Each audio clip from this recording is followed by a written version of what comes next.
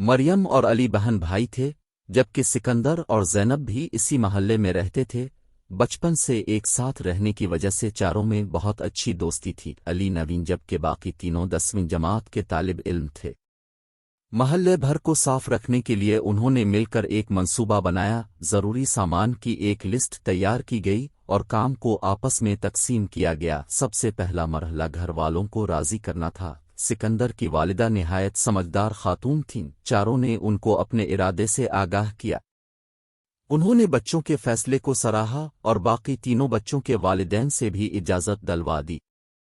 دوسرے دن چاروں نے محلے والوں سے چندہ جمع کرنا شروع کیا، گھروں پر جا کر ان کو اپنے مقصد سے آگاہ کیا۔ لوگ انہیں جانتے تھے، اس لیے چندہ دینے پر باخوشی راضی ہو گئے۔ جمع شدہ رقم سے بچوں نے جھاڑو، کچرا دان اور دیگر ضروری اشیاء خریدیں۔ گٹر لائن کی مرمت کے لیے متعلقہ ادارے سے رابطہ کیا۔ سیوریج نظام صحیح ہونے میں 3 دن لگ گئے۔ اب اگلا مرحلہ صفائی کا تھا۔ علی اور سکندر نے جھاڑو سنبھالی جبکہ زینب اور مریم نے کچرا الفاٹے کر کچرا دان میں ڈالنے کا کام شروع کیا۔ ساتھ ہی ساتھ چاروں دوستوں کی نوک جھونک اور ہنسی مذاق بھی چلتی رہی۔ یہ بچے کام اتنے جوش و جذبے، اعتماد اور مزے کے ساتھ کر رہے تھے کہ محلے کے دوسرے بچے بھی اپنے گھروں سے جھاڑو الفاٹے کر لے آئے اور ان کا ساتھ دینا شروع کر دیا۔ اس کام سے فارغ ہو کر جب چاروں نے گلی پر ایک نظر ڈالی تو ان کا چہرہ خوشی سے چمکنے لگا، کیونکہ ان کی کوششوں نے محلے کو خوبصورت اور دلکش بنا دیا تھا۔ ایسے میں انہوں نے ایک دوسرے کی طرف دیکھا۔ ارے زینب کہاں گئی؟ علی نے زینب کو غائب پا کر پوچھا۔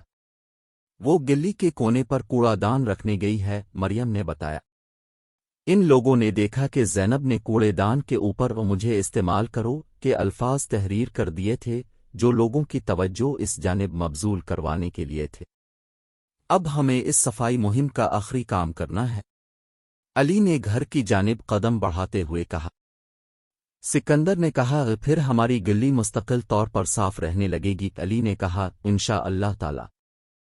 دوسرے دن انہوں نے لوگوں میں ایک پمفلٹ بھی تقسیم کیا جس میں گلی کو صاف کرنے میں تعاون کرنے پہ شکریہ ادا کیا گیا تھا اور ساتھ ہی مستقل طور پر صاف رکھنے کے لیے درخواست اور ضروری ہدایات درج تھی۔